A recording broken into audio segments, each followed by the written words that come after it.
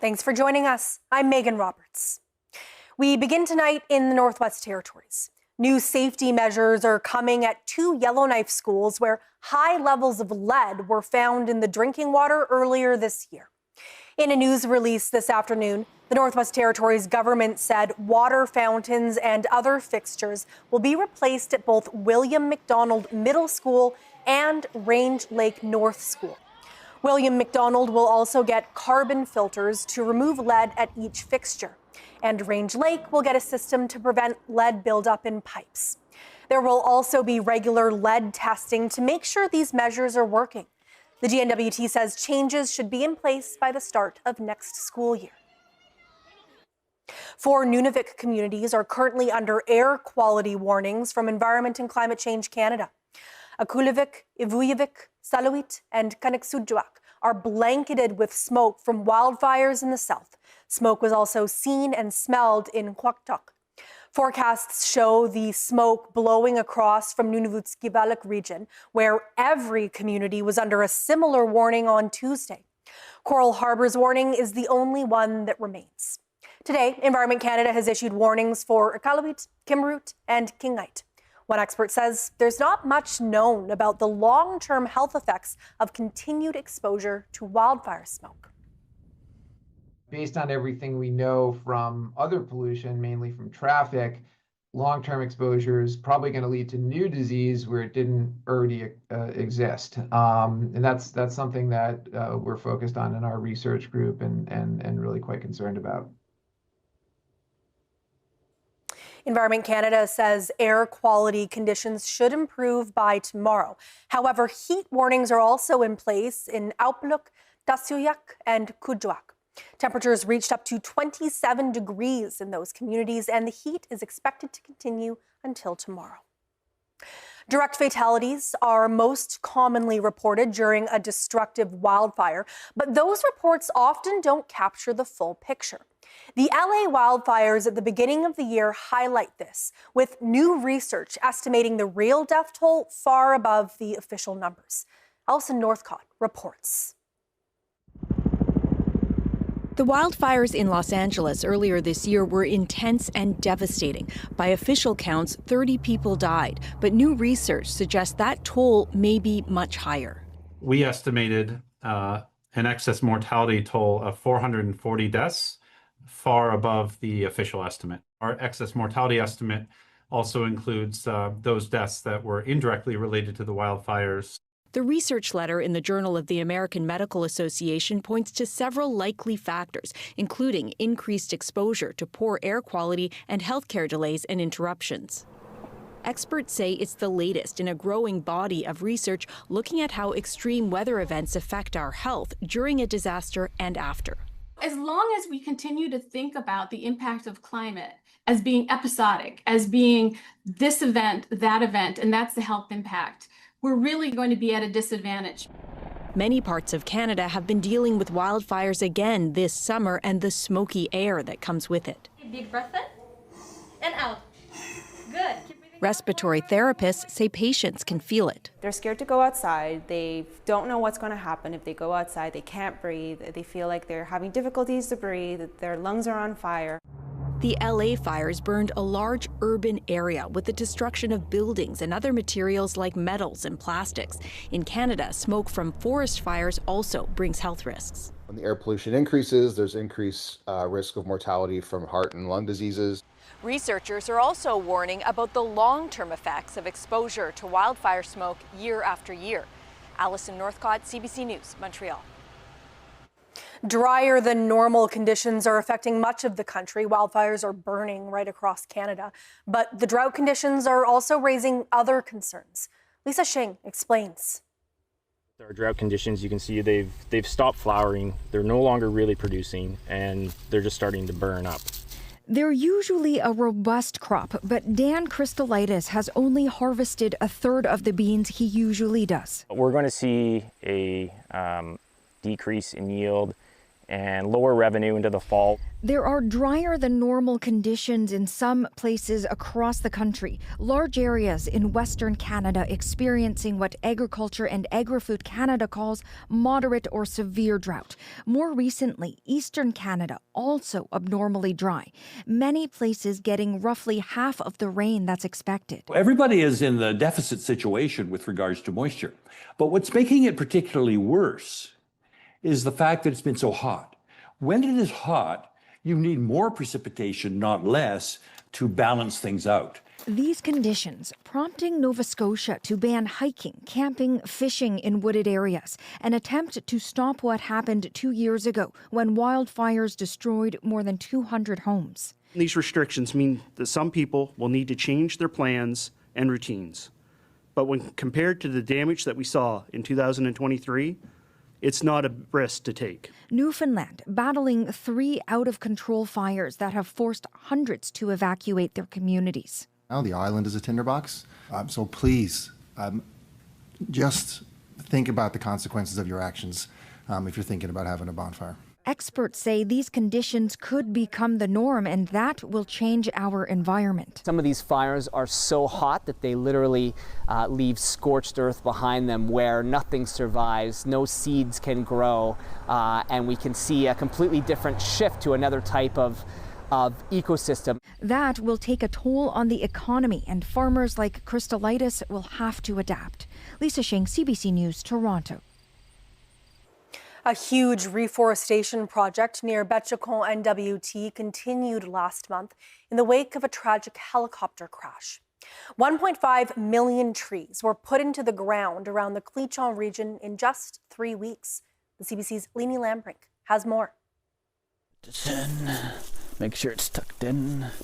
Step on it. You want to make sure it's tight. If the stem's not loose, if it's good, take a flagger. Next tree. Just keep on going. 1, 2, 3. Roslyn Washi is planting trees for the first time. He was trained a few weeks ago and already hopes to do the job again next year. I really enjoy what they do here. It's good for the land. It's good for the environment. And plus what the fires have impacted to our Cleachon area. I really feel like it's a good opportunity to let these trees regrow for the future. The Cleachon government and a handful of partners intend to plant 13 million trees in total. It all started with an agreement signed back in 2023. But this is the first summer seedlings are actually going in the ground. 1.5 million in just 3 weeks. An effort that was marked by tragedy in its opening days. You know, we did have an incident with one helicopter, and that kind of changed the plan. Joshua Patnode, a pilot with Great Slave Helicopters, had been supporting the reforestation project. He died after his chopper crashed in the first few days of planting. It's something the team is still grappling with. How do you move on from such a tragedy? You just kind of have to hold that stuff into your heart and remember them and remember that the work is important, and then try and remember the best parts and try and move forward. The project also shifted gears a bit, putting more trees in along access roads and fewer near James Lake, a remote area that needed to be reached by air. Over here in the south, we had to reduce the quantity over there by half. To get into a helicopter after an event like that is pretty tough, and we just weren't ready to do that right away. So we just changed our plan. The workforce is a blend of tree planters from the south and Cleachon people. Betchacon's Noel Football is among them. Last year, Football helped sort cones. This year, he's keeping an eye out for wildlife and planting the occasional tree, too. He says he likes the work, and it's good for his community. 100 years from now, everybody's going to know my name because I plant some trees here, and the kids going to be happy to see those trees 100 years from now. Grandkids, maybe not. Might have a tree house somewhere. They might have a tree house in the trees that you I'm planted? pretty sure they're going to have a tree house 100 years from now. Washi sees a future in tree planting too. He thinks it could be a good industry in the Northwest Territories and a good source of employment. In the years to come, he hopes to see spruce, tamarack, and birch rise up in the burn areas around his community. I want to be able to tell my son, you see these trees? Your dad planted majority of them. The plan is for planting to continue for several years, ending in 2030. The trees will all be planted on Cleachon lands, but where exactly hasn't yet been set in stone. Lainey Lambrink, CBC News, Yellowknife. Yukon Energy has selected 10 potential sites for a $100 million fossil fuel generator project. It's called the Whitehorse Power Centers. The project was first made public in April. It'll see generators powered by either diesel, LNG, or both, replacing the ones that the corporation has rented for the past 7 winters. Isabel Rutenbeck reports. Yukon Energy says they're still committed to renewables, but to keep the lights on for Yukoners in the winter, they're reinvesting in fossil fuels. 5 potential sites north of Whitehorse, between the dump and Deep Creek, and 5 sites to the south, between South Access and McRae, have been identified for the Whitehorse Power Centers project. Besides generators, the chosen sites will have space for storage batteries to increase capacity for future wind and solar projects. Of the potential locations, 4 are First Nations settlement land. Yukon Energy says Tonquachan and Kwanlundun brought those parcels forward to be considered. Tonquachan Council and its development corporation have already submitted requests to the regulatory board that they be given more time to evaluate the complex proposal. 2 public open houses on the project are coming up on August 14th and 26th in Whitehorse. Isabel Ruitenbeek, CBC News, Whitehorse. Some Nunavut leaders say suicide prevention is everyone's responsibility. The territorial government reaffirmed suicide as a crisis earlier this year. And some organizations leading prevention efforts say it's not just about having more counselors. Samuel Watt reports. A warning, this next story discusses suicide. Even I thought, I think we can spend this money better. Victoria Madsen, Nunavut's Assistant Deputy Minister of Health, admits she was sceptical about all the funding allocated for community initiatives. She thought, what do music, sports and fishing derbies have to do with suicide prevention? Only for us to find out that all year they practice, they look forward to it, it's a community event, they have a buddy community that comes over for it. It's part of the community's identity. That's why she encourages hamlets to apply for that money to create those safe spaces. But she says there's no single solution to suicide prevention, hence why Nunavut is still faced with a suicide crisis 10 years after it was first declared. But if they're going back to a home that's not safe or has high addiction in that home, or if there's domestic violence, seeing a counselor every few days isn't going to change that. That unsafe environment, Jasmine Redfern says, is a major risk factor.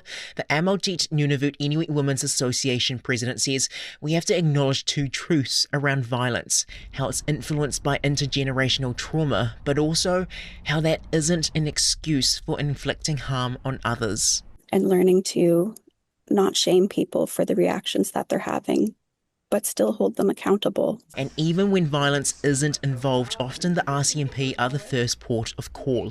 Sergeant George Henry says he's noticed youth nowadays face different pressures with the advent of social media. With the loss of language and some cultural disconnect, it makes it hard for like a grandparent or an elder to help give advice.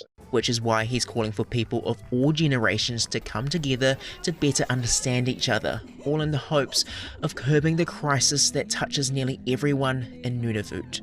Samuel Watt, CBC News, Iqaluit. If you or someone you know is struggling, there's help. You can call the Kamatsiaktut Nunavut helpline at 1-867-979-3333 or toll free at 1-800-265-3333. You can also call the Suicide Crisis Helpline by dialing 988. Both of those lines are available 24/7. Tomorrow on Northbeat, we'll explore some of the community groups that are promoting healthy well-being. A career, a pathway to your future. And CBC is offering you the first step. Indigenous Pathways is a development opportunity for budding First Nations, Inuit, and Métis journalists. For details, visit cbc.ca/pathways.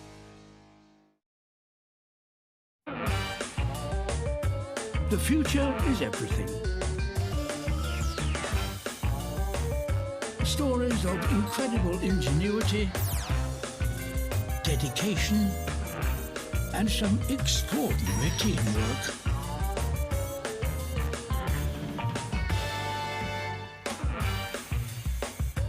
This is parenthood.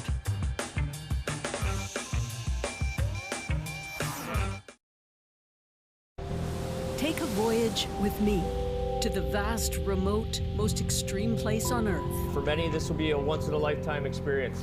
Where the effects of climate change are intensifying. The poles are a very rapidly changing place. And geopolitical cracks threaten peace and stability. Do you think there's a security concern? I definitely do. Experience the historic all-Canadian mission. CBC in Antarctica. Watch free on CBC Gem.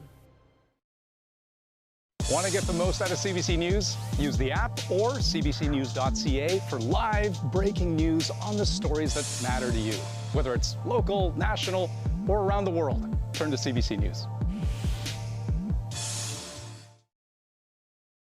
Although the NBA currently is flooded with Canadian players, this was not a reality. A new immigration law. This story, it's directly tied to all those families who made a brave choice to come to this country. My favorite word. Tariff! How seriously are you taking this threat? It's the uncertainty that's the biggest issue. Canada, we got you. Elbows up!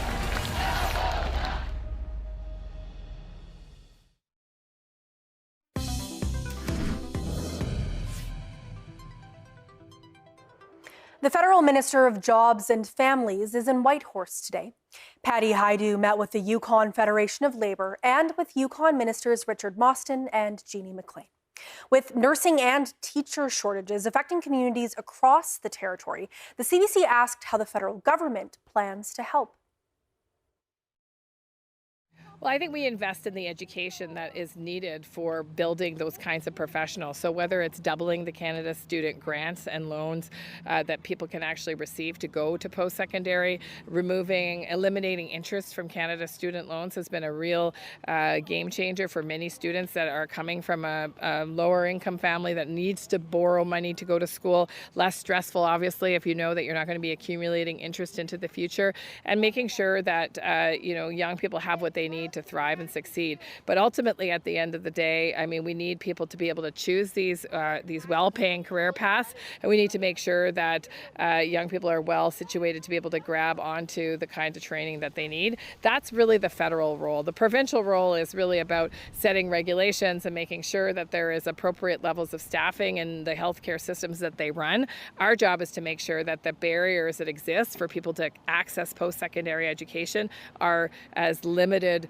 as possible, and make sure that people can see themselves not just maybe in their first career choosing medicine, for example, but maybe even in a reskilling situation. And on that note, we're working on a commitment that we made during the election of a $15,000 upskilling grant for people that are actually fully employed or partially employed and want to change their careers, think about adding some credits. So we're really trying to make sure that there isn't really any barriers for people who want to pursue post-secondary education. But when it comes to attracting them to the Yukon and to the North specifically, is there anything being done on that? Well, that would be, again, really a role of the territorial government. And, it's very difficult for the federal government to determine where labor should live, where people should live. We are there to help provinces and territories with the tools that they determine that they need. So, for example, we have been there to support foreign credential recognition. So I know the Yukon has aggressively looked for newcomers to help build, the talented work pool that they need. Sometimes newcomers come with skills that they can't utilize in a Canadian market. We can provide the supports, financial supports for a newcomer to be able to match their credentials with the requirements of the province so that they can more rapidly enter the workforce in their sector. So we're there as a partner in this work with the territory of the Yukon.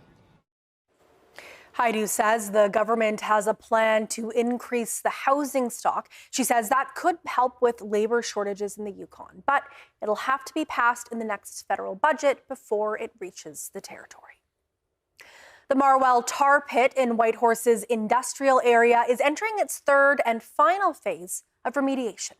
Cleanup started 15 years ago. Now the Yukon government is hiring a contractor to manage the site into the future. The history of the area is messy and sticky. When the U.S. military built the Alaska Highway during World War II, the military also wanted to build a pipeline to carry oil from Norman Wells to Whitehorse, and it wanted a refinery for the oil at the Marwell site. The refinery was built in less than a year, and it operated for less than a year. The refinery is long gone, but its legacy remains, a contaminated area of spilled oil, which people used as a dumping site for generations. It was very much, a mindset of the time, that the important thing was the use and the construction, and very little awareness about environmental impacts or long-term consequences. The Yukon government was left to deal with the consequences. The site was officially declared contaminated in 1998. Since then, over 1,000 dump truck loads of oily soil have been excavated, treated, and put back. Phase 3 means the site is as clean as it's going to get, but risks remain, including undrinkable groundwater and a road that can't be disturbed because it's acting as a barrier for contaminated soil below. Based on the data that we have from 2024 and the hydrogeologist and senior risk assessors that have looked at the site, the groundwater contamination appears to be localized and not moving off-site. The site will be at some point released for a limited industrial use. We don't know what that looks like at the moment. But yeah, definitely future developments are going to be possible. The pit has come a long way since the 1940s. A government tender for ongoing monitoring and risk management closed on Tuesday. Residents of Coral Harbour, Nunavut will soon have a new tool to help keep them safe around water. A brand new, fully equipped 28-foot search and rescue vessel arrived this summer for the community search and rescue team. The team's committee chair says the new vessel will help with emergency responses for community members and boaters in the region. It will be much easier to respond to the stranded boaters, and if they have equipment breakdowns, we will also be on standby. And if boaters from the Quebec coast require assistance, as Coral Harbour is usually a stopover for boaters. Coral Harbour Search and Rescue says the vessel will be ready for use once all the training is finished with the local crew by summer of 2026. The Canada Summer Games kick off on Friday. Youth athletes from across the north, including the Northwest Territories, will be flying out to St. John's, Newfoundland to prove themselves at the national level. CBC checked in with one team ahead of their big departure. My name is Tina Oxetter. I'm one of the assistant coaches for the Team NT female basketball for Canada Summer Games. It's a massive opportunity for these kids in southern provinces. There's 4,000 kids who try out for these teams in some of the large provinces. So, to get the opportunity to go to a national level event like this for these kids is really, in almost every instance, a once in a lifetime opportunity. Feeling excited, a little bit nervous, kind of a lot of anticipation now in the last 2 weeks. We're preparing really hard, and this is my last Team NWT sort of event, so it's kind of a lot of excitement, a little bit of sadness, but definitely a lot of nervous excitement. They're hungry. I think they are still learning, absorbing everything that we're giving them for information, and I think they're excited to play. We have different goals than like other big provinces, and we know that going in, like we have a different mindset. Like we want to fight and have the biggest battle and have the closest games and have as many points as we can get on that board as we can. We all have like a super great bond. Like I've known all of these girls like my entire life, like starting from Go Ball when we were 5 years old. We've played with a very similar group. So, and a lot of us go to the same school and we're all similar ages. So we all get along super well and are gonna have a great time. And our thanks to Sarah St. Pierre for that story. Can't wait to see what all of those athletes do. In Nunavut, Iqaluit City Council has voted in favor of installing artificial turf at the city's baseball field. It's meant to increase safety, flexibility of recreation programs, and accessibility throughout the year. City Council voted unanimously in favor of spending more than $33,000 for the project, along with some leftover federal money. Only the infield area is getting turf with this funding. The city's deputy mayor says it's good news. Very happy to see this as someone who's been playing softball in this community for over 10 years and had a few injuries. The city's recreation department says it'll also start a new youth baseball program next year. The plan would see the turf installed in the spring or summer of 2026. Have you ever worried that you're not making the most of every minute of warm weather and sunshine? Maybe you're stuck inside a studio. Turns out that has a name: sunshine guilt. Experts say it can lead to anxiety about feeling like you're wasting hours on rest or chores inside. Ananta Leslie Bailey is a Yellowknife-based therapist with clients throughout the Northwest Territories. She says Northerners spend so much of the year planning summer that when the nice weather hits, we may not be giving ourselves enough grace. A lot of people tend to have guilt feelings during the hot summer months. This tends to happen because we want to really capitalize on, experiencing the outdoors as much as possible, especially since with the Northwest Territories, we tend to have shorter summers. So over the winter months, we plan quite a bit with having high expectations of what our summer is going to look like. But then when it actually comes around, we kind of get stuck a little bit. We're saying to ourselves, well, I want to go outside, but I'm not really in the mood to do that today. And then you start to feel sad, you start to feel anxious, and then even overwhelmed. So then you're trying to work around all of those feelings. And then that's when the guilt kind of, gets a little extreme. Leslie Bailey says that anyone can feel this way and reminds people to be kind to themselves and honest about how they feel. With that, let's take a look at the weather.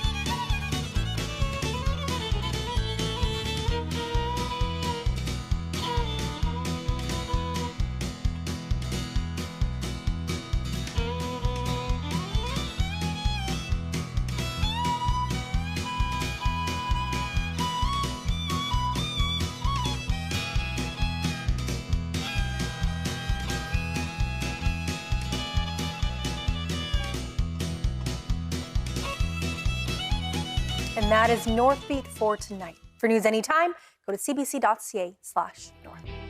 Thank you for watching. I'm Megan Roberts. Have a good night